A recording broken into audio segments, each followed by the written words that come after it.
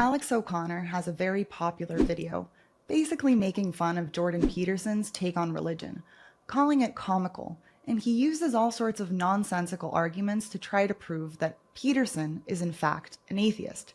I respectfully disagree. Alex fundamentally misunderstands Peterson's language, and he tries to impose a fundamentalist, materialistic perspective on his beliefs, and then he uses a sleight of hand to refute Peterson's belief in God. First of all, just because you say, "What?" in a fancy British accent, doesn't mean your question was intelligent. In this video, I'm going to deep dive into Jordan Peterson's sophisticated, nuanced, and quite evolved view on religion, God, and existence. And I'm going to show that he's a true believer, though perhaps not in the way you might expect. I'm also going to show how atheists like Alex O'Connor, Richard Dawkins, and Sam Harris can be just as fundamentalist as the religious people they criticize. In fact, atheists often have their own kind of religion, and that's the fervent belief in the non-existence of God. If you're new here, my name is Roni, and on this channel, we dive deep into human nature to help us become everything we're meant to be, by building lives filled with meaning and connection. Buckle up, because we're going way down the rabbit hole in this one. But stick with me to the end, and I promise you that you'll walk away with a fresh perspective on religion, a deeper understanding of your own existential questions, and hopefully a renewed sense of meaning and hope in your own life. Let's get started. On several occasions, Peterson defines God as the highest good. This concept is called the summum bonum, which is Latin for the highest good.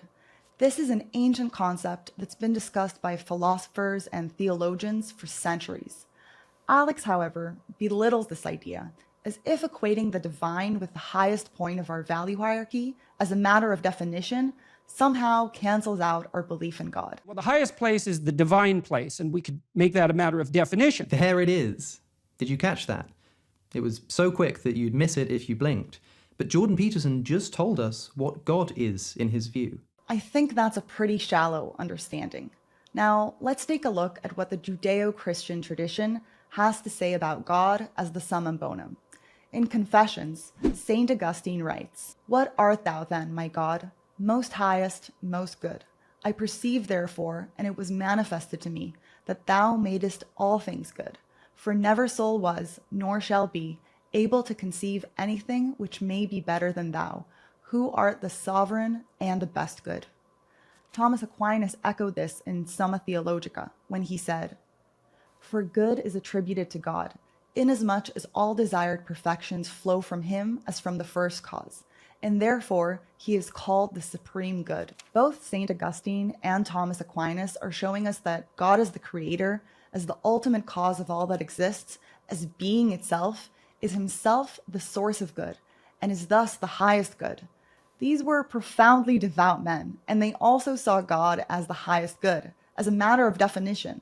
The fact that Peterson says, and then we could say, well, the highest place is the divine place, and we could make that a matter of definition, isn't even close to sufficient evidence that he's an atheist. In one of their recent conversations, Jordan Peterson and Bishop Robert Barron expand on this idea that God is the highest good, and they explain why it's so crucial to define him this way. It's a matter of the competition between idols that should be properly subordinated and that which should be put in the higher place. And one of those would be, we talked about power, we talked about sex, but we could also think about that. That's the pretentious intellect. It's the thing that's most likely to possess you, and it's the thing that's most likely to foment rebellion against God. You got to serve somebody. It might be the devil, it might be the Lord. And that sounds simplistic, but it comes from the book of Joshua, and it's dead right. It's what you just said, is that we're possessed by something. It's going to be the summum bonum, or it's some lesser good that has turned into an idol and is going to start manipulating us. There's an important takeaway here. If God is not the ultimate end of human striving, if God is not the highest point on our value hierarchy, then what happens is we replace the highest good with the human intellect, or pleasure, or material gain. The atheists and the nihilists find themselves slipping into all three of these, but valuing human reason and intellect above all else is their specialty. And the problem with this is, human reason and human knowledge are limited, they're finite. In the Guide of the Perplexed, Maimonides repeats over and over again that knowing God is good, and that although our minds are finite, The more we learn and develop our intellects, the closer we can get to God, and the better we can understand Him and His creations. But this still requires humility. It requires an understanding that no matter how smart we are, our knowledge is finite. We have our limitations. There's always that which transcends our knowledge and our ability to comprehend. I'll have more to say about this later. Now, Jordan Peterson emphasizes the danger of placing our own human intellect as the highest good, which means essentially worshiping our own intelligence.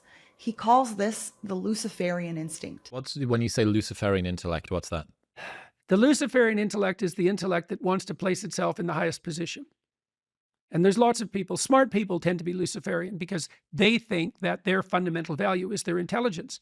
And they think that intelligence is the fundamental value. And then they're often very annoyed if they're very bright and the world doesn't lay itself out at their feet because they think, well, I'm so smart, everything should just be coming my way. Because they've prided themselves on that. It's like, well, and intellectual pride, well, that might be the cardinal sin. The Luciferian intellect is the intellect that wants to put itself in the highest position. It challenges God. That's what Satan is. That's what Lucifer is, literally, in the Miltonian story, is Lucifer is the spirit who attempts to usurp God. That's what the communists did. That's what the fascists did. That's what we do when we build towers of Babel. And we can easily elevate the intellect to the highest possible place, especially smart people. They do that all the time. It's better to attend to what you don't know. The entire tradition of the Bible is essentially one of mankind learning to worship the one true God and resisting the temptation of worshiping false idols. That's why the Old Testament God is a jealous God. It's for our own good in a sense. To worship the intellect is to emulate Lucifer. To worship pleasure is to emulate Sodom and Gomorrah. And to worship money is to worship the golden calf. Carl Jung explained that if you want to know what a person's God is, look at what they do, not at what they say. A person's God is essentially what they serve with their actions, what they strive towards with all their being, often unconsciously. So ask yourself this, in your own life, what do you worship? Where are you spending most of your time, energy, and resources? Are you worshiping the highest good with humility and gratitude? Or are you serving false idols? This can be in the form of money, status, ideology, pleasure, drugs, sex, you name it. Whatever it is, be honest with yourself. It's never too late to reorient your life towards a higher vision. Now, another thing new atheists love to do is press on the question, but did it really happen? But do you think it really happened? I mean, do you really take it seriously? Essentially, what they're doing is emphasizing the fundamentalist, literal perspective of the Bible. They focus on the literal interpretation and then fervently deny it. The fact that some of the stories in the Bible, if taken in their literal sense, can't really be empirically proven today, for them just delegitimizes the whole text. Because they can't prove the episodic occurrences detailed in the Bible, and the fact that there are a few miracles sprinkled here and there, for them is enough reason to throw the Bible out altogether. This is an unsophisticated argument, in my humble opinion, because it essentially ignores the fact that there are other, equally important ways to interpret the Bible. The early church fathers spoke of a concept called the four senses of Scripture, essentially that the Bible could be interpreted in four ways. That is, in a literal sense, an allegorical sense, an anagogical sense, and a moral sense, otherwise known as the tropological sense. For our purposes today, I'd like to focus on the literal sense and the moral sense. Now, in a recent interview between Bishop Barron and Jonathan Pageau, they spoke about how Jordan Peterson revivified the moral reading of the Bible. Take a look. I told him one time, I said, I think you kind of stumbled upon what the fathers would call the tropological or moral reading of the Bible. So the four senses, famously. You know, those who say, oh, you know, before the scientific age, the Christians were just these simple-minded fundamentalists. Give me a break. I mean, from the 2nd century, Christians had extremely complex hermeneutical programs for reading the Bible. Most famously, the four senses, one of which is the moral sense. Today, we might say the psychological sense or how it helps you, you know. And I think Jordan found that. What Jordan Peterson's been able to do is translate the moral teachings of the Bible into the modern parlance, if you will. He's been able to marry the stories of Genesis with evolution, with neuropsychology, and with deep archetypes, which are built-in features of the human psyche. He's been able to take the story of Cain and Abel and remind us that the murderous spirit of envy and resentment is always lurking, scratching at our doors, waiting for us to invite it in and be consumed by it. He's able to take the story of Exodus as the eternal struggle of man against tyranny and the striving towards self-governance. Now, what Peterson has done is truly remarkable. He's taken these ancient stories, these timeless narratives, and he's breathed new life into them for our modern ears. He's been able to make the biblical stories palatable for our post-Enlightenment minds. He's showing us, in a way we can understand and appreciate, the deep well of meaning and ethics that our societies are built upon. These stories, these moral lessons, they're as relevant today as they were thousands of years ago. Whether we realize it or not, these foundations are still shaping our world, our cultures, and our very way of thinking. Peterson is like a translator, helping us reconnect with our roots, our cultural DNA, if you will. And that, my friends, is no small feat in today's fast-paced, disconnected world, where the average person is suffering from a serious case of historical amnesia. Now, let's get back to the new atheists' insistence on the literal reading of the Bible, because this next point might surprise you.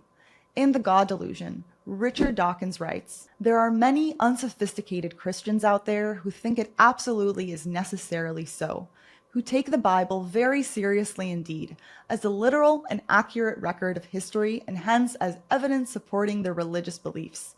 Do these people never open the book that they believe is the literal truth? Why don't they notice those glaring contradictions?" Can I just say, reading his book was so painful, less because of the claims that he makes, but because of the tone. It's so superior and arrogant and patronizing. And I understand exactly the type of person who loves reading this stuff. It's the kind of person who likes to get that high from the confirmation bias, likes to feel his own superiority by association with him, who loves it when Dawkins uses words like weird, silly, and unsophisticated when describing the Bible and religious people. He delivers his entire rhetoric in an arrogant, sniveling manner, if you don't mind my saying. He always reminds me of Barty Crouch Jr. from Harry Potter. But that's enough of that. Back to our point. Now, it's important for me to put this out there. Each believer relates to the Word of God and Scripture in his own way. Whether you believe the stories in the Bible really happened or not isn't the point here. It's very much a matter of culture, upbringing, and to a great extent, personality, which we'll get into. But it's their essence, their moral teachings, and the meta-truths that are embedded in them that are important. Those are the values and principles that unite us and upon which the West has been built. Now, I'd like to point out something crucial in what Dawkins says, with a repetition that borders on the religious. He keeps saying, almost like a mantra, that the stories of the Bible aren't factual. They're not actual events. They're not true. They're not reality. Anything but reality. There's an inherent problem in Dawkins' thinking here. And mind you, he's a brilliant biologist and credit should be given where credit is due. But Dawkins' guiding light is the objectively real, the empirical, only that which his five senses and the physical technologies at his disposal can observe and measure. I'd like to deconstruct this, because this is precisely what makes new atheists blind to the Bible's deeper symbolic truths.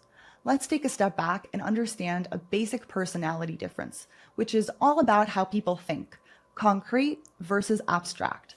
Concrete thinking is when you're zeroed in on the specific, immediate details, what's right in front of you, the tangible, and the here and now. This can roughly be associated with left brain thinking. Abstract thinking, on the other hand, steps back and looks at the broader context, grasping the bigger picture, seeing the patterns, the principles, and the underlying meanings, and it relies more on the right hemisphere. Concrete thinking is focused on the what and the how, while abstract thinking is often focused on the why behind things. We all engage in both of these ways of thinking, but we also all have a tendency or affinity to use one over the other. We need both of these ways of thinking to navigate our world, but depending on our personality, one of these will be our North Star. Dawkins and Alex fall into the concrete camp. Now, take a look at what Dawkins says in a conversation he had with Rabbi Lord Jonathan Sacks, may his memory be blessed. But if you ask, why is there a universe, or why are there mountains in the sense of purpose, these are not legitimate questions at all. There's no reason to suppose that why questions have any legitimacy, any right to be asked or answered. For Dawkins, O'Connor, and many other new atheists, the very act of asking why, of trying to get at the deeper meaning behind things, is in itself not a legitimate form of inquiry. Now, I just want to mention, for those who are fans of the Big Five, this roughly overlaps with trade openness, but not quite. Dawkins and Alex are still quite open to the pursuit of new ideas, but their method is an empirical one. They want more facts, not more symbolic, abstract ideas.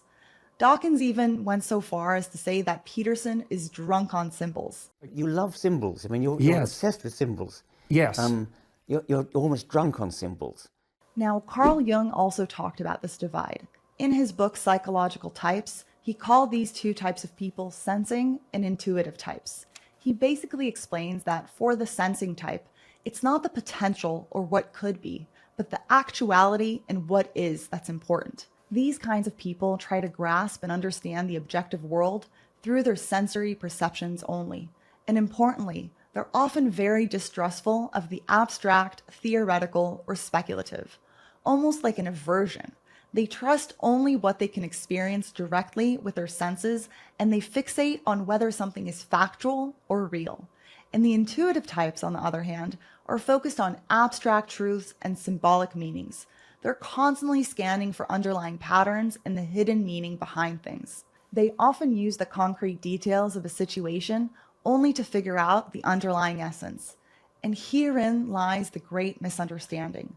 Sensing and intuition types have been arguing with each other about the nature of reality since time immemorial, and we are no different. The Bible's a story. Is it true? Well, it depends what you mean by true. And people say, well, that's weaselly. It's like, no, it's not. If you ask a profound question like that, is the Bible true? You can't assume true and then cram the Bible into that. You have to make both sides of the equation open to question. This is why people like Richard Dawkins always kick the hell out of religious people when they're debating them. It's because Dawkins comes armed with a conception of the truth, and it's not trivial. It's like the scientific conception of the truth. This is a big club.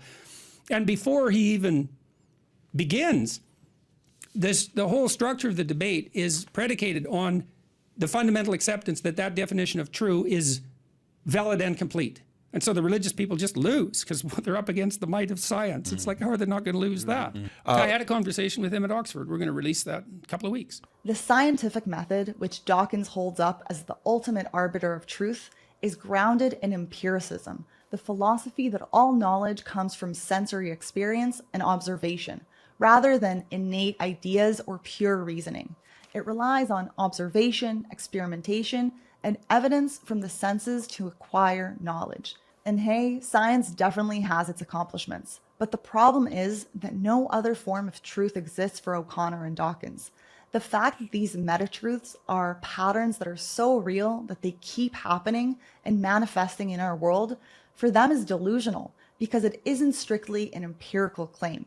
For them, the meta-truths of the Bible are untrue if they didn't really happen. The grand problem of relying solely on science is that you can't derive an ought from an is, which is something that David Hume alluded to in the Treatise of Human Nature. The problem with the scientific endeavor is that, as Hume so famously pointed out, there's a huge gap between is and ought.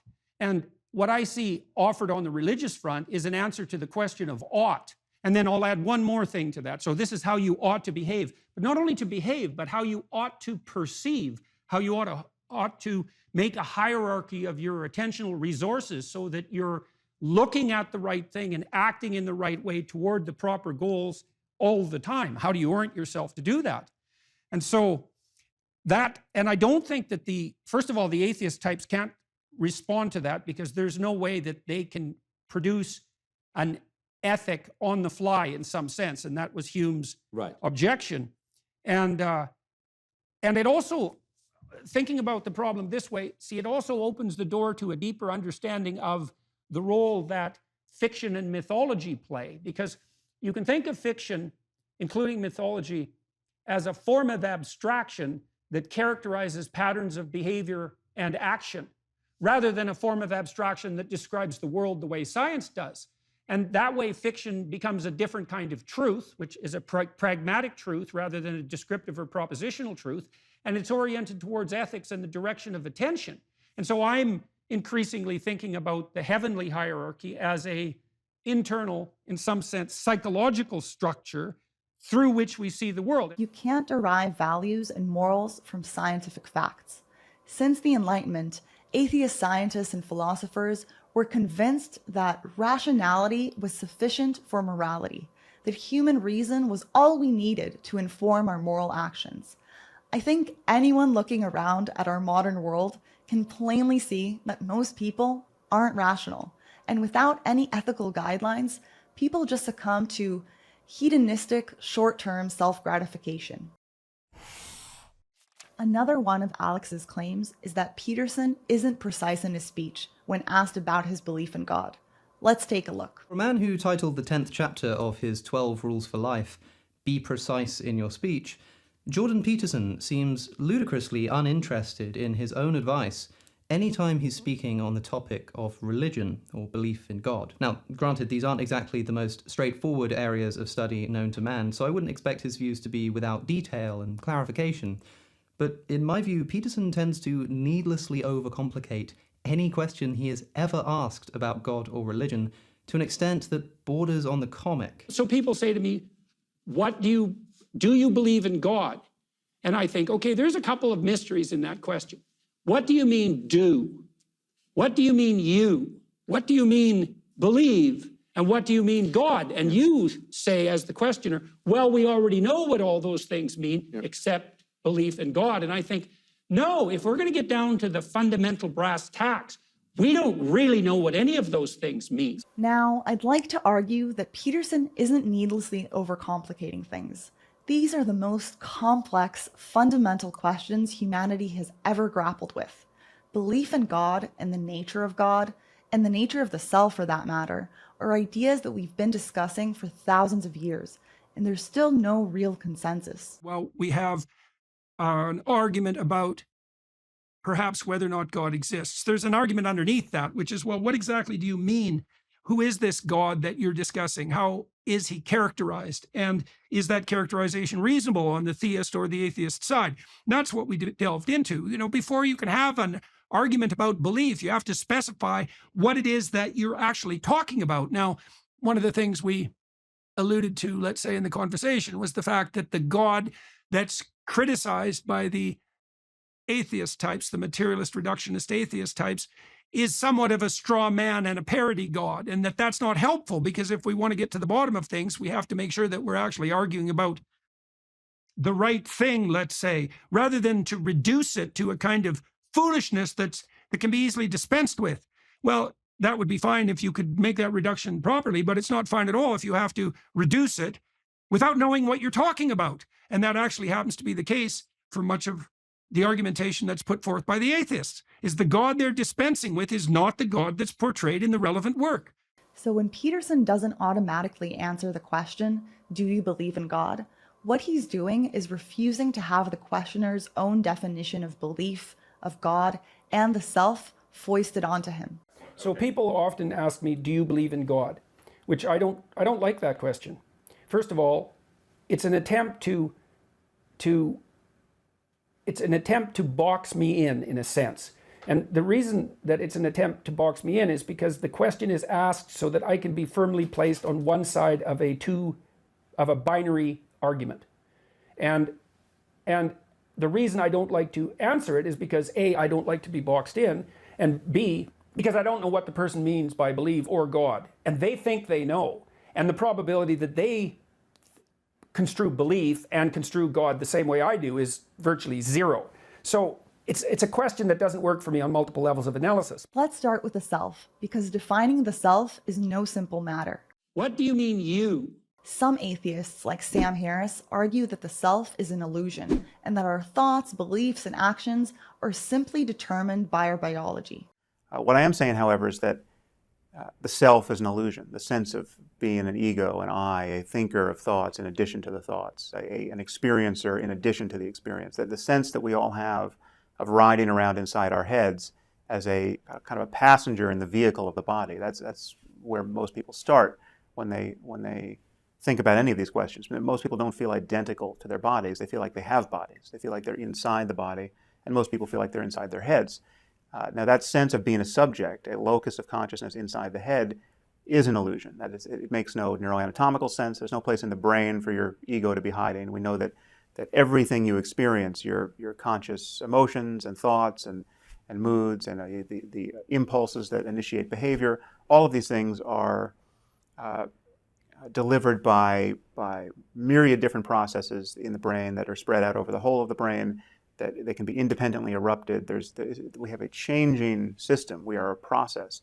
And there's not one unitary self that's carried through from one moment to the next, unchanging. And yet we feel that we have this self that's just this kind of center of experience. There isn't a more nihilistic perspective you can take, in my opinion.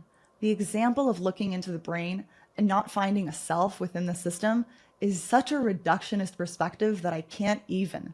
But this is a fundamental flaw in the materialist reductionist way of thinking, because it tries to take apart the pieces of the system in order to find an answer that can only be found outside of the system. We now have to think about the meaning of any system. And I propose the following axiom: the meaning of the system always lies outside the system. And in the same line of thinking, the self lies outside the system of the brain. The self is phenomenological. It is subjective and experiential. It is existential, and some might say ontological. In the Judeo-Christian tradition, this self has free will. We believe that we have free will because we are made in the image of God. We have choice. We have agency. We are accountable for our actions, and our decisions have consequence. We are the self that interacts with the potential of being. Like the double slit experiment has showed, consciousness itself and the power of our observation can change how atoms behave. Now let's see what Peterson says about the self. So Jung had this idea, which I really love. It's a very sophisticated idea. It's his idea of how the self, first of all. So the self, for Jung, Christ was a symbol of the self. So the logos was a symbol of the self. So that's sort of, what would you say? It's the divine essence of humanity. And the image of that is a symbol of the self. And for Jung, the self was the totality of the individual across time and space. So it's whatever you are as a transcendent object. That's a good way of thinking about it. And then you can imagine that transcendent object also has to interact with you and the world moment by moment.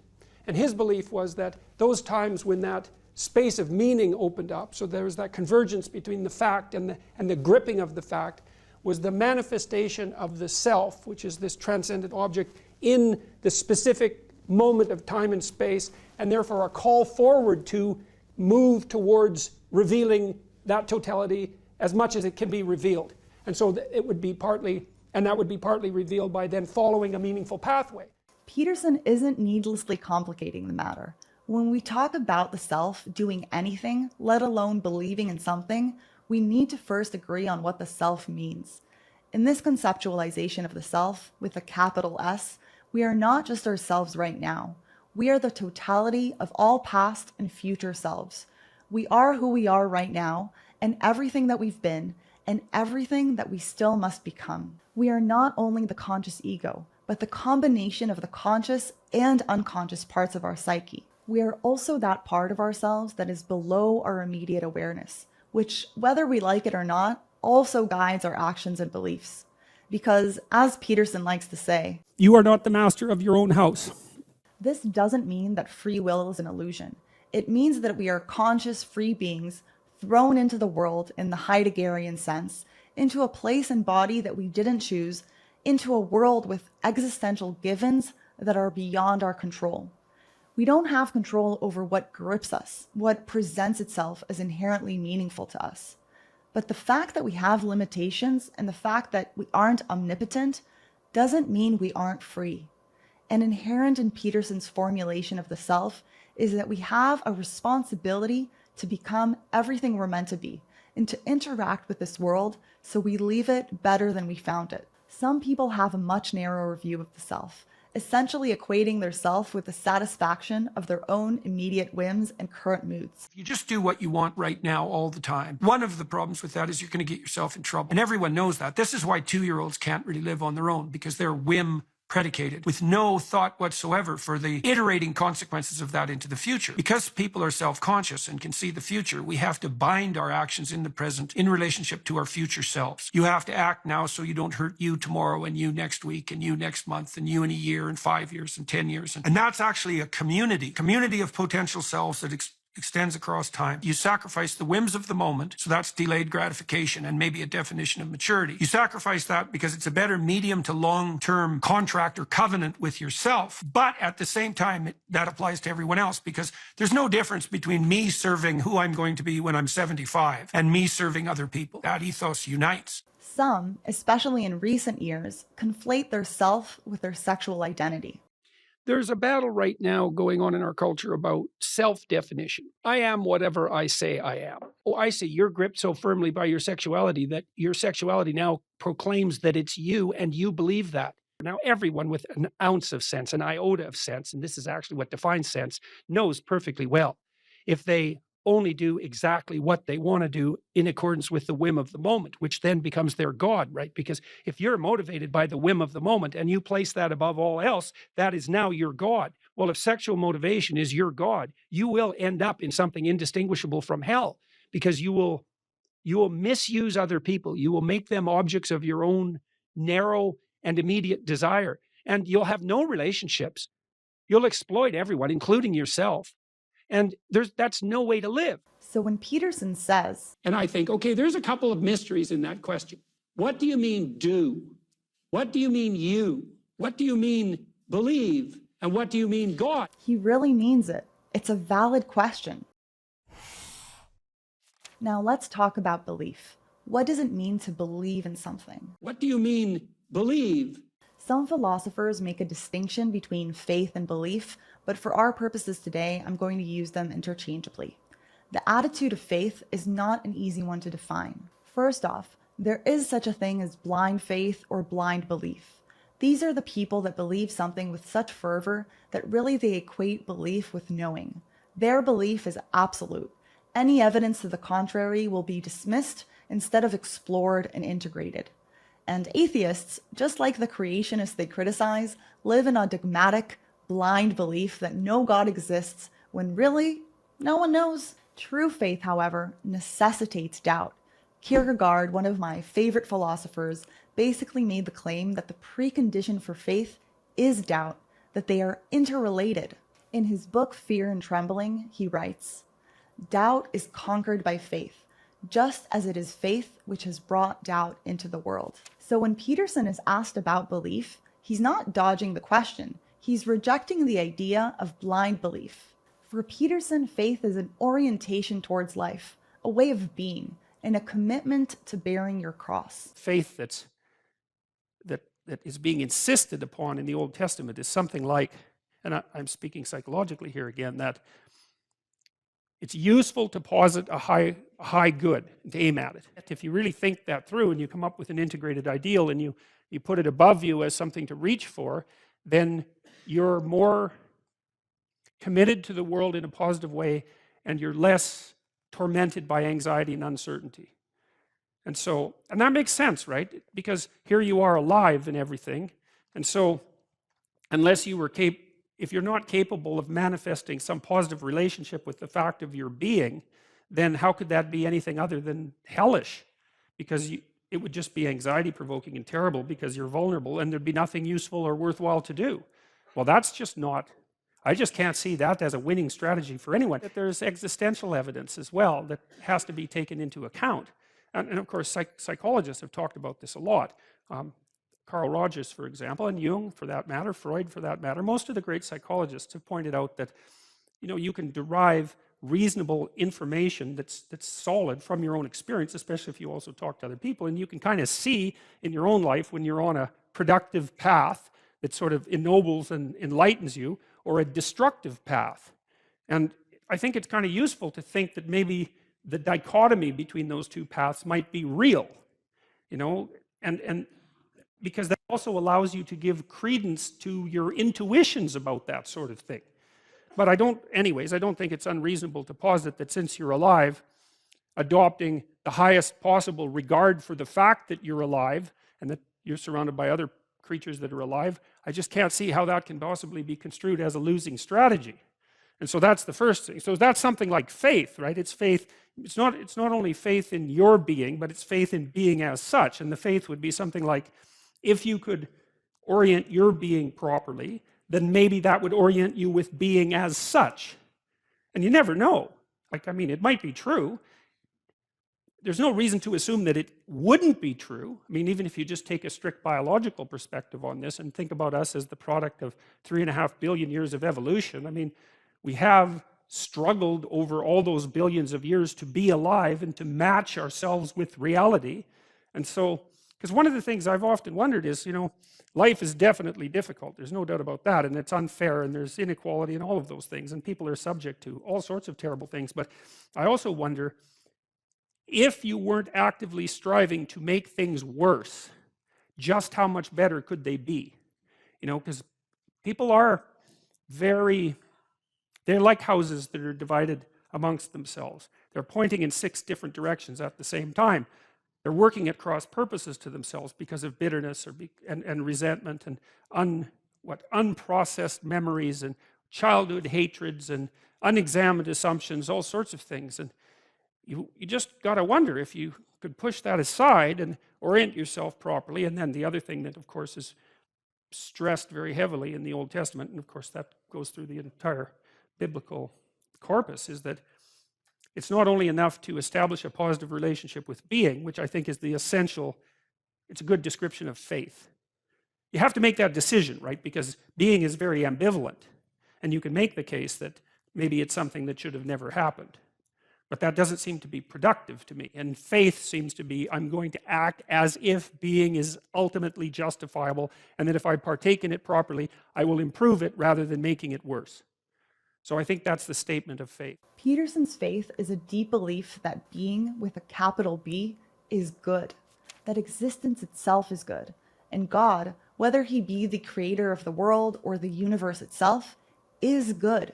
You see, for Peterson, God in some way is being itself. God is the transcendent. God is that which creates form out of the void of potential. God is the word or logos that creates habitable order out of chaos. We can't prove God exists, but we choose to orient ourselves as if he exists. I act as if God exists. This isn't an atheistic claim. This is a man devoted to living a life of faith, to a life of living in the question, as it were. Let's take a look at a recent conversation between Ayaan Hirsi Ali and Richard Dawkins, where she spoke about her newfound belief in God. But from what you've just said, it sounds as though you're more than just a political Christian. I mean, it sounds as though you actually believe it. So what is your response to those specific questions of Richard? When the vicar is saying that Jesus is the Son of God literally, not figuratively, how do you square that with your highly trained rational mind? Well, it is, again, different planes of perception. So I choose to accept Jesus Christ, the teachings of Jesus Christ, the story of Jesus Christ. I choose to accept that. So on the personal level, the rewards I get, very subjective again, but mine and through choice. But on the personal level, yes, I choose to believe in God. And I think there we might say, let's agree to disagree. We'll return to this conversation when we talk about religion and mental health, because Ayaan Hirsi Ali's story about her personal journey is a really inspiring one for anyone who's dealt with depression and is familiar with those dark nights of the soul. I was at this conference a few months ago, and I was just blown away by her. Now, about this last question. There have been endless interpretations throughout human history on the nature of God and his metaphysics. Is he a natural God who we can equate with nature, like Spinoza's and Einstein's God? Or is he a supernatural God, the creator of this world, but ultimately beyond it? Is he both immanent and transcendent, in the world and beyond it? Is he an Aristotelian God who is the ultimate mover and ultimate cause of all things, who created the natural laws, but then left us to our own devices? Or is he a God who is invested in our world, who takes interest in human affairs, performing miracles, and who we can have a relationship with? These are big questions which I won't presume to have the answer to. God only knows. But ask yourself, if you do believe in God, what kind of God do you believe in? And from what I've gathered from Peterson's work, is that for him, God is the highest point on Jacob's ladder. He is being itself, and he is the transcendent. With this Jacob's ladder conception, it's enough for me to know that no matter how high I continue to climb, there won't be an upper limit. His essence is something more like role model and spirit to emulate. It's something like a mode of being. It's an enacted mode of being in the world. And I don't think you'll ever get a more definitive answer out of Peterson because, honestly, a person's relationship with God or with the transcendent and how they conceptualize these things is very personal. Another one of Alex's jabs at Peterson was that he confused the words ontology with epistemology. Let's take a look. I'm going to throw my theory against the object and see where it'll break. And then I'm going to use the evidence of the break as a source of new information to revitalize my theory. So as a scientist, you have to posit the existence of the ontological transcendent before you can move forward at all. Whoa, hold on. All a scientist needs to posit to do science is the existence of truths that we currently don't know about. We have a theory or set of theories, but there are lots of true things about the world that aren't encompassed by our theories.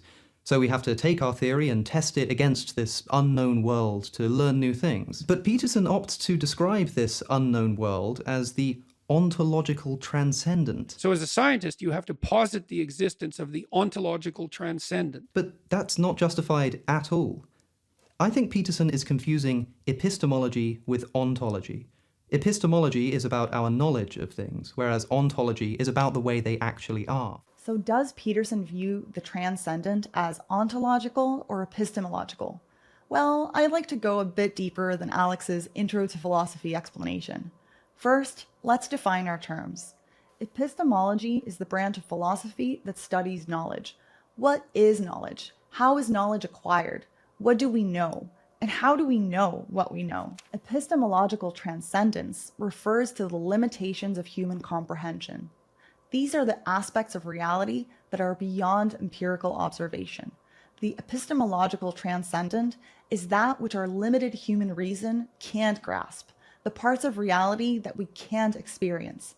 Inherent in this worldview is a natural view of reality. All that exists is within our natural world. And that which we call the transcendent is built into our natural world. It simply transcends our capacity for empirical observation. Perhaps new scientific discoveries will allow us to expand our knowledge, but ultimately, at some point, we will bump up against that which we do not know. This can be likened to Kant's idea of the thing as we perceive it and the thing in itself, which we can never fully grasp. Ontology, on the other hand, is the branch of philosophy that studies being, the nature of reality and existence. It asks, what exists? What is the nature of existence or being? What kind of entities exist? And how do they relate to one another? The ontological transcendent refers to the transcendent as that which transcends our natural world. Ontological transcendence is the supernatural, apart from nature and apart from our immediate reality. This is like Plato's idea of the forms, which are abstract, perfect, unchanging entities existing beyond the sensory world in a supernatural, spiritual one. According to Plato, the physical world we experience through our senses is only the shadow or reflection of this higher realm of forms. Now here's where it gets tricky. Jung's idea of archetypes were influenced by Plato's forms. But importantly, while Jung was influenced by Plato and other Gnostics, he didn't see the archetypes as supernatural exactly. Peterson certainly doesn't read them this way. Archetypes are built-in, a priori concepts of the human psyche that we are born with and are a result of millions of years of evolution. They can be roughly likened to the mental images that correspond to the instincts, which are obviously biologically rooted. Now let's listen to this next clip of Jordan Peterson speaking with the late Sir Roger Scruton about the nature of the transcendent to see what he actually thinks. The transcendent is what we bump up against when we realize our ignorance. And so it's that which transcends our ignorance. And that in itself makes it an implacable fact, unless you believe that you have no ignorance, in which case there's no point in furthering a discussion with you. So the transcendent is the fact insofar as it's that which transcends our ignorance. But you can also think about it technically. So, and I think we know enough about how the brain works now, so that, not that we know much, so that useful things can be said about that. You tend to represent the world in the simplest manner that you possibly can that works for what you're doing. And so you don't actually see the world.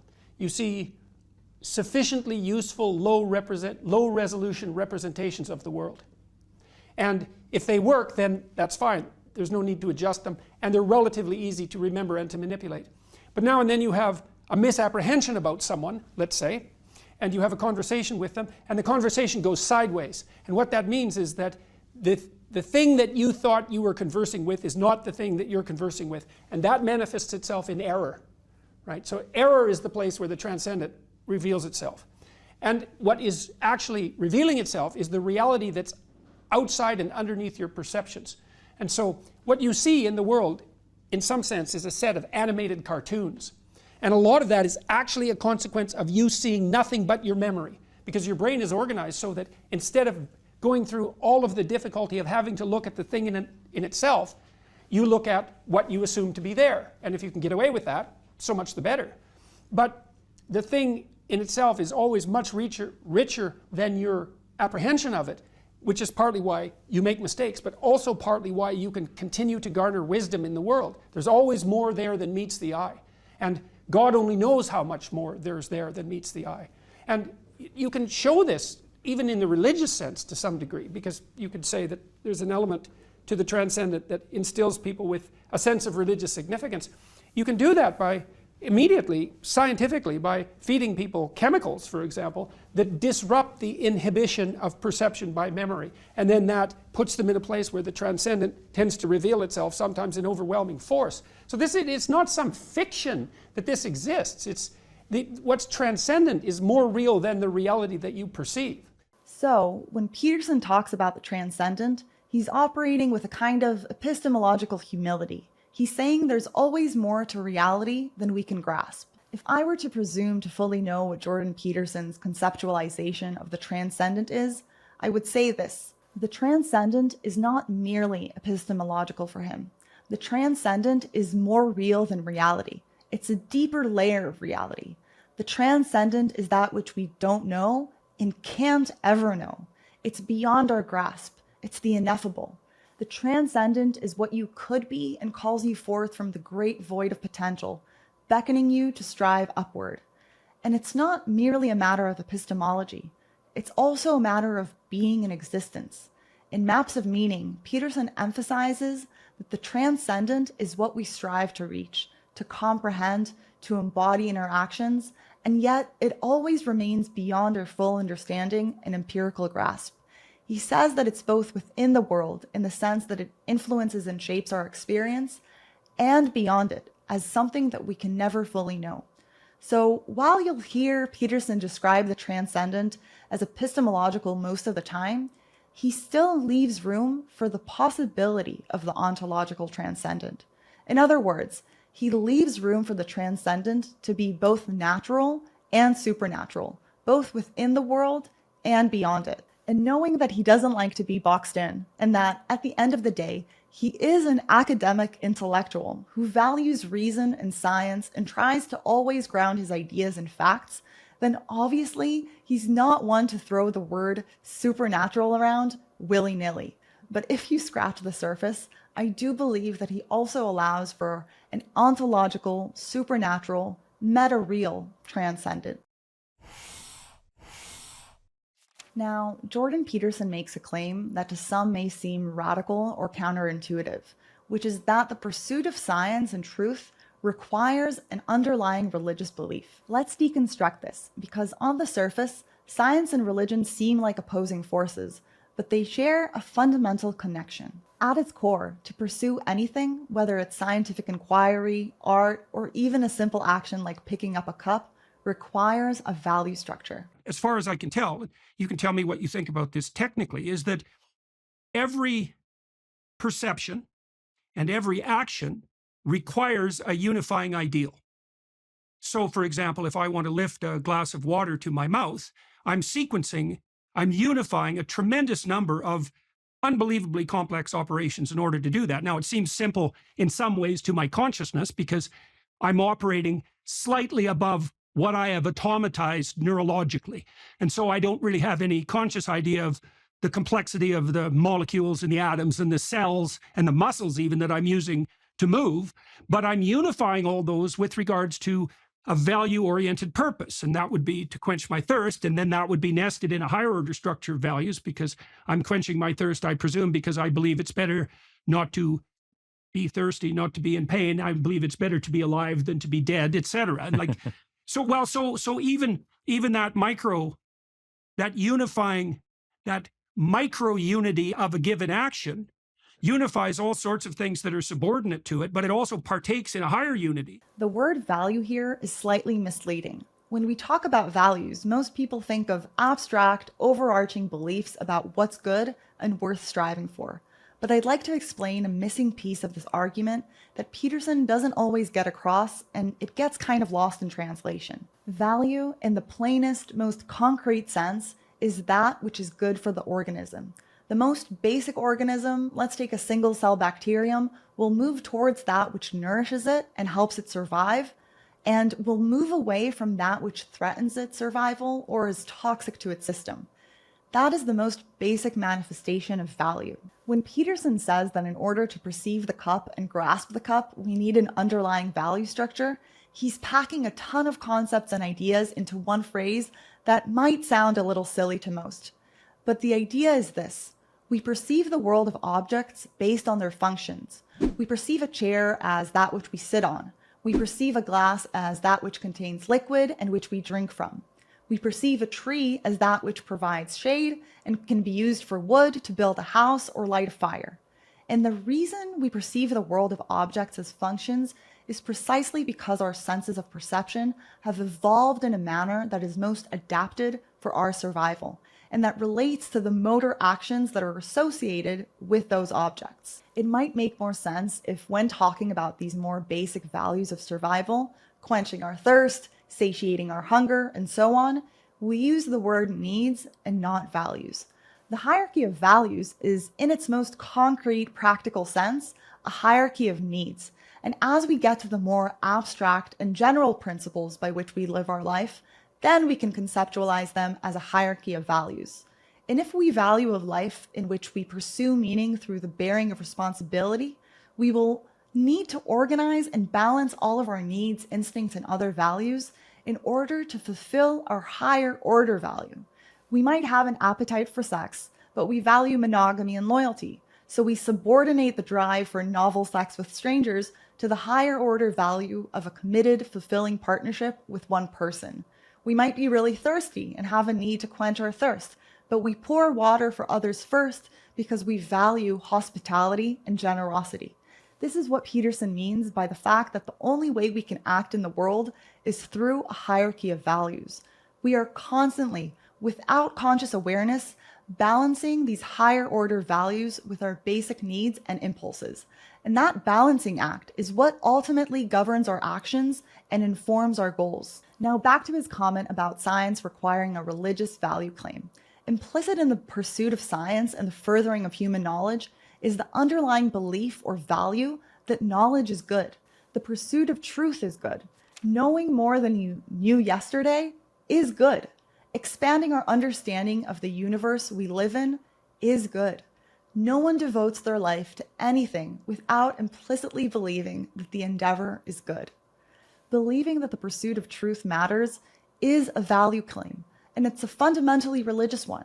Scientists act as if discovering the truth is an inherently good thing, without ever proving that truth is objectively good. They might try to justify science through utilitarian arguments, by citing the benefits of health and prosperity that scientific innovations bring.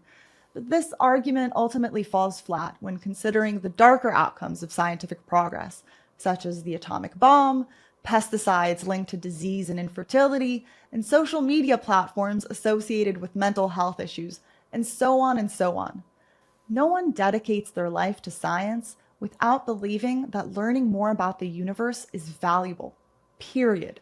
In other words, even the act of doing science is underpinned by an implicit, religious-like faith in the goodness of knowledge, truth, and scientific innovation, and an attitude of wonder and awe towards the universe. This brings us to the deeper symbolic and archetypal truth that we touched upon before. The things we value are the gods we worship. Like Carl Jung said, if you want to know what a person values and what God he believes in, watch what he does, not what he says. The thing with values and belief systems is that for most people, they aren't conscious at all. Most people, even scientists, are governed by implicit, unconscious belief systems about the world and what is good. Now, here's the connection to Judeo-Christian thought. The pursuit of knowledge, the dispelling of old superstitions, and coming into the light of truth is a fundamentally Judeo-Christian idea. Tom Holland, who wrote the book Dominion, showed how Western culture, even in its modern secular form, is steeped in Christian values. The Enlightenment itself, with its emphasis on reason and scientific inquiry, was inspired by Christian themes like the value of truth and the rejection of superstition. Take a look. But I think that if you look at certain cultures, certain ways of behaving, you can kind of extrapolate rules in which those distinctive cultures behave. And I think that the culture that we live in is one such. And I think that the rhythms that it moved to were laid down essentially by Christianity.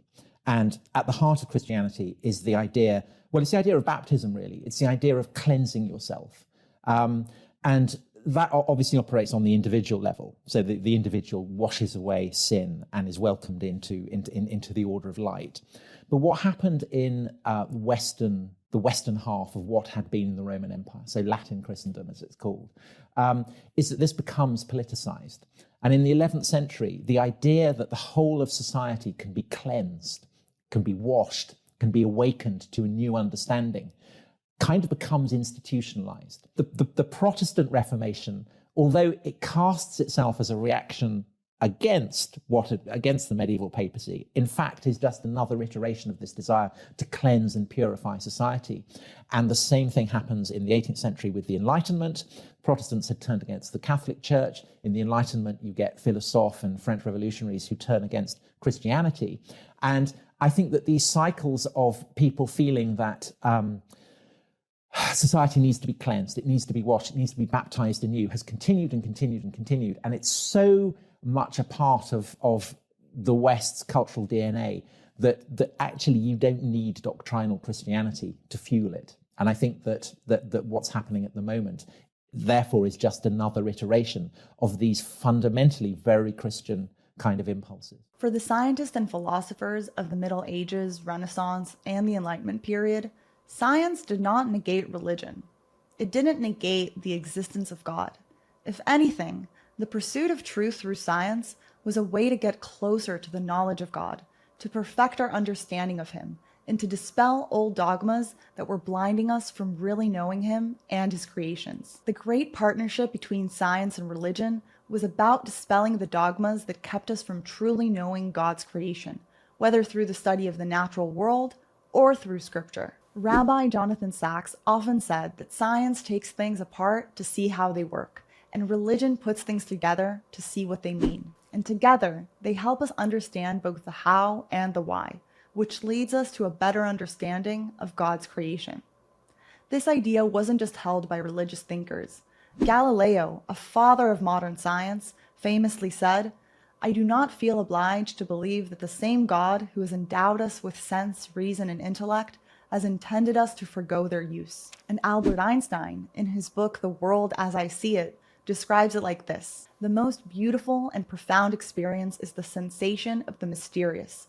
It is the underlying principle of religion, as well as all serious endeavor in art and science. He who never had this experience seems to me, if not dead, then at least blind, to sense that behind anything that can be experienced, there is something that our minds cannot grasp, and whose beauty and sublimity reaches us only indirectly and as a feeble reflection. This is religiousness." So when Peterson says science requires a religious belief, he's pointing out that the pursuit of truth is tied to the belief that truth is good, a belief rooted in a religious value structure that has guided Western civilization for centuries. At the heart of Peterson's belief is the idea that we can participate with the transcendent. His book, Wrestling with God, echoes this sentiment, drawing from the biblical idea that humans can negotiate with God. The Hebrews loved to barter with God in the Old Testament. Israel literally means we who wrestle with God. What Israel means is he who struggles with God.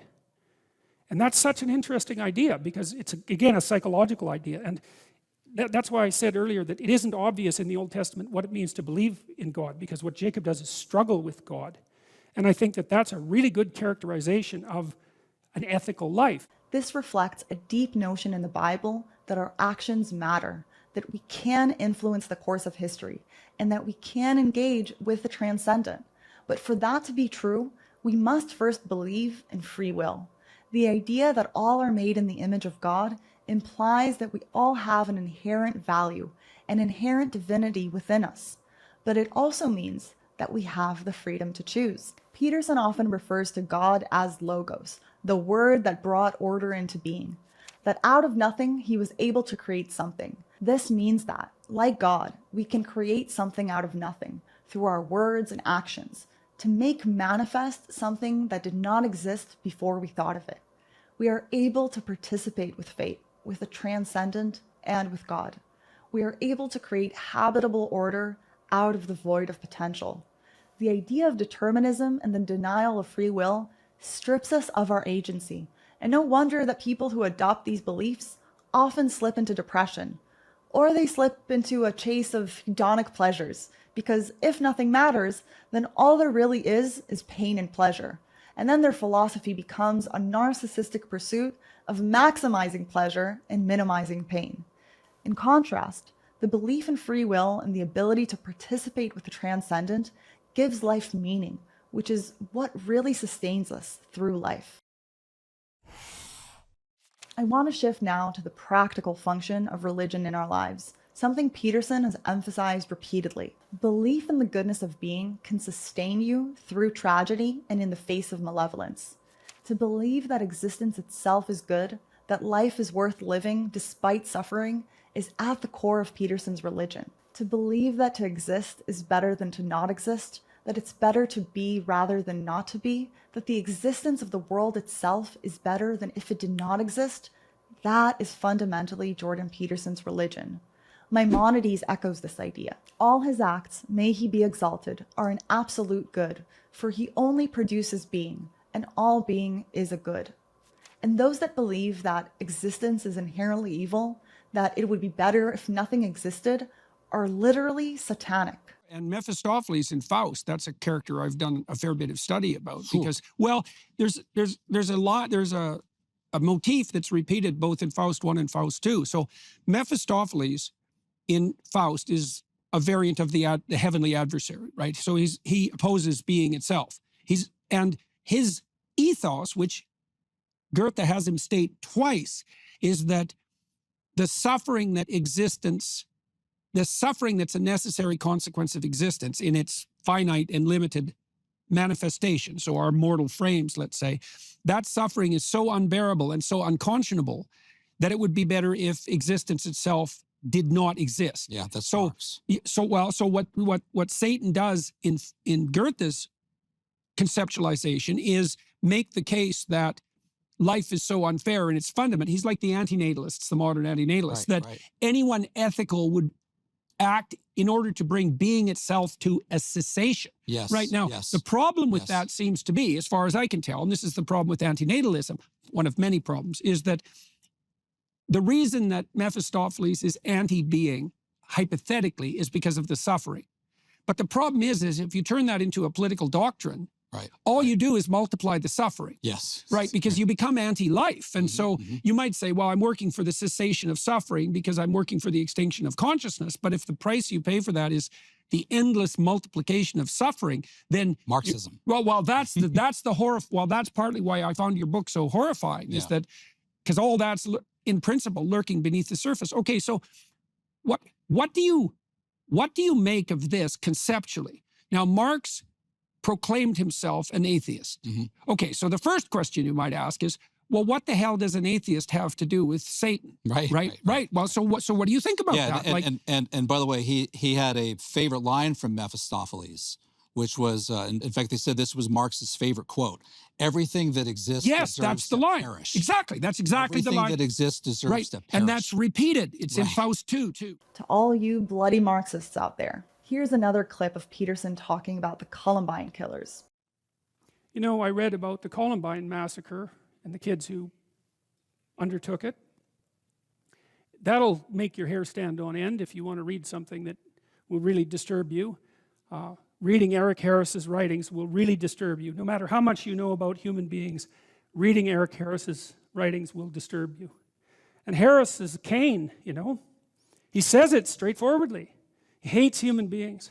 He hates being itself. He would destroy everything if it was within his power to do that. And of course, him and his colleague were motivated to produce far more carnage than they managed that day. What was successful was only a fraction of what they had planned. And Harris said very straightforwardly that he had set himself up as the judge of being, and that it lacked all utility in his eyes.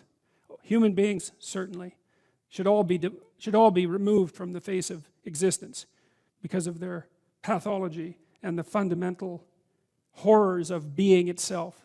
These are the people who stew in depression, bitterness, and resentment. These are the people who become murderous because of their indignation with the world. This is Cain, who killed his brother Abel, the brothers of Joseph who sold him into slavery, the Marxists calling for bloody revolution, and the Nazis sublimating their own shame of losing the First World War into genocidal hatred and disgust for the Jews.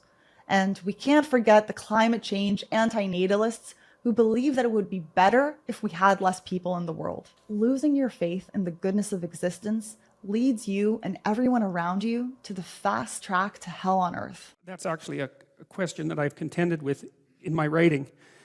There are Mephistophelian or satanic figures, for example, in Goethe's Faust, and also Ivan in the Brothers Karamazov, who basically make the same case, you know, that existence is so rife with trouble and suffering that it would be better if it didn't exist at all. And the problem I've had with that, there's a variety of them, but one of the problems I've had with that is what happens if you start to think that way, because what I've observed is that people who begin to think that way, that isn't where they stop. Like, they get angry at existence, which is what happened to Cain, as we saw in the Cain and Abel story, and then the next step is to start taking revenge against existence, and that cascades until it's revenge against, well, I think the best way of thinking about it is revenge against God for the crime of being. Now, Peterson's understanding of God is worshiping the highest good, striving ever upwards toward that ultimate goal, symbolized by the highest point on Jacob's ladder. At the core of this is the belief that it is in our power to create heaven on earth by worshiping the highest good and always aiming upwards. If we lose that fundamental ethos, we lose faith in the world, faith in ourselves, and we drop into a pit of nihilism and depression. Without meaning, there's nothing to sustain us in the face of the inevitable challenges, suffering, tragedy, and malevolence that is unfortunately a part of this mortal life. There are countless studies on the benefits of religion on mental health, and countless studies on how a philosophy of atheism and nihilism are linked with depression, hopelessness, and an unrelenting anxiety. We are meaning-seeking creatures. Without the belief that our actions matter, that we can participate in the shaping of reality, we lose all hope, purpose, and direction. Psychologically, this is tied to the idea of the locus of control. When you have an internal locus of control, it means you believe you're in charge of what happens in your life. Your actions and decisions shape your outcomes. On the other hand, an external locus of control is when you feel like outside forces, things like luck, fate, or other people, are really calling the shots and determining what happens to you. Study after study shows how an external locus of control leads to depression and a feeling of helplessness.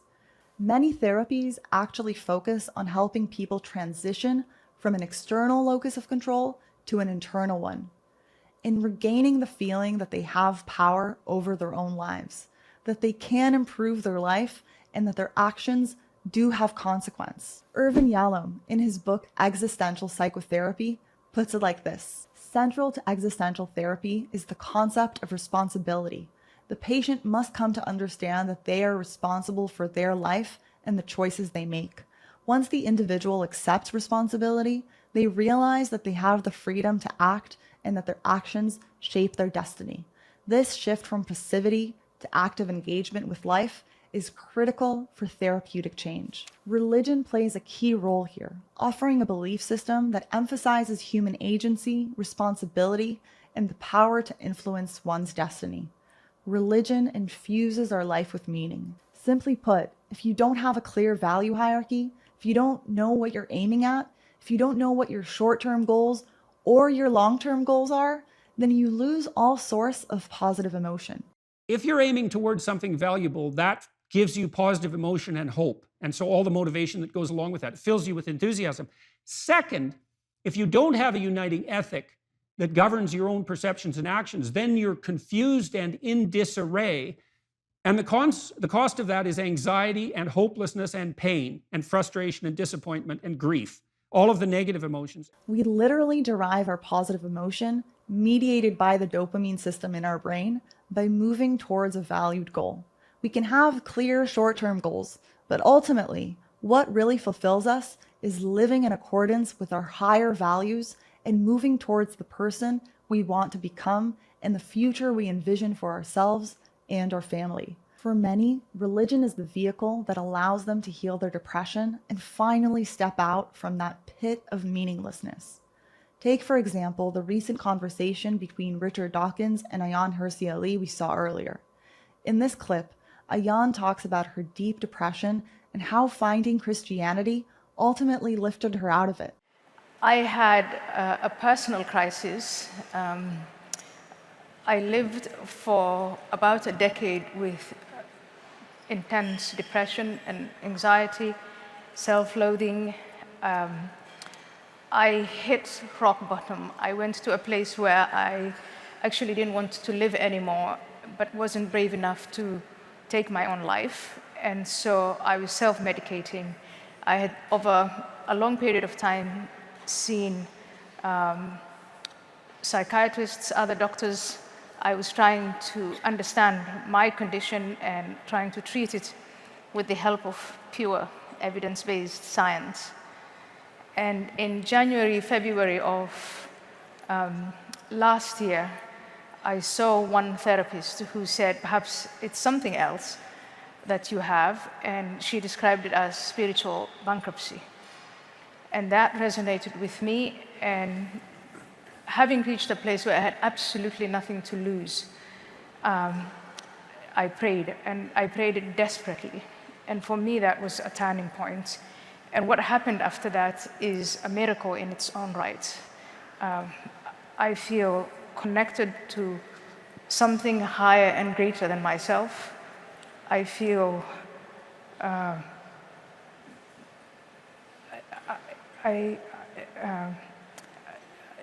my zest for life is back. And that... Now, here's the irony that many atheists seem to miss. While they might reject traditional religion, they actually embody the very thing they criticize most: blind faith. Atheists, particularly those of the new atheist variety, are often the most fervent believers you'll ever meet. Secularism, particularly in the form of aggressive atheism, shows all the signs of a fundamentalist cult and is just as unfortunate. Their religion, however, is based on a blind faith in the non-existence of God.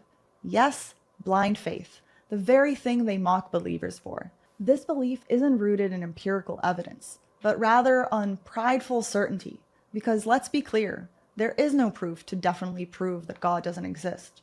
They cling to their convictions about the universe being purely materialistic, deterministic, and devoid of any transcendent order with a religious zeal that honestly rivals the most devout traditionalists. They aren't willing to live in the doubt, in the uncertainty of not knowing, which is at the heart of true intellectual inquiry. They shun epistemological humility, the understanding that human knowledge is limited, that there are mysteries we have not yet and perhaps will never solve. Their arrogance lies in the unshakable belief that we will be able to understand the universe completely, as if human intellect alone can fully grasp the vastness of existence. Let's break it down. The claim that God does not exist is just as unprovable as the claim that he does, because both are metaphysical statements, beyond the reach of scientific inquiry. So when atheists claim they are simply being rational or empirical, they are in fact making a leap of blind faith, a leap as grand as that of any believer. It's a faith in human perception and reason as the ultimate arbiters of truth, in a mechanistic universe, and in the notion that observable phenomena constitute the entirety of meaningful knowledge. But instead of acknowledging that we exist in a state of partial understanding, they cling to certainty where there is none, which is a characteristic of fundamentalism. As Jordan Peterson would argue, this is where atheists fall into the Luciferian instinct, believing that their own intellect is supreme. They construct a worldview where their reason and knowledge are treated as the ultimate good, a hierarchy that places the human mind above all else. But as history has shown us, when human intellect is idolized and placed above humility and acknowledgement of the unknown, it leads to arrogance, degeneracy, and chaos. In a strange twist, atheists often become the very thing they accuse religious believers of being: unquestioning adherence to a doctrine, with little tolerance for doubt or alternative viewpoints. Their blind faith in the non-existence of God becomes a form of dogmatism, an unshakable belief system grounded not in humility before the mysteries of existence, but in prideful certainty about things they cannot possibly know. When someone gets flustered in a debate and resorts to name-calling, you can be sure that there's a prideful dogma behind it, and an unconscious panic at anything that might poke holes in the certainty they cling to. At the end of the day, no one can prove the existence or non-existence of God. We all live by faith. The question is not whether you have faith, but what you put your faith in. For some, it's God. For others, it's human intellect. And the irony is, atheists, in their fervent rejection of religion, have simply constructed a new form of blind faith, the religion of disbelief. I hope this helped clarify Jordan Peterson's belief in God and helped clarify my position on atheism. I wouldn't presume to know exactly what Peterson believes, but I hope this run-through of his ideas has helped shed some light on his fundamental principles. And most importantly, I hope that you walk away from this video with a sense of agency and purpose, with a feeling that you can make a difference in your life, that your actions have meaning, and that the world needs you to strive upwards and become everything you're meant to be. If you enjoy this video, please let me know in the comments, and be sure to like this video and subscribe to the channel if you haven't done so already. And please share your thoughts in general, because I love hearing from you. And to Alex O'Connor and Richard Dawkins, I hope I wasn't too mean and that you take this in good spirits. Much respect to you both. Till next time, guys.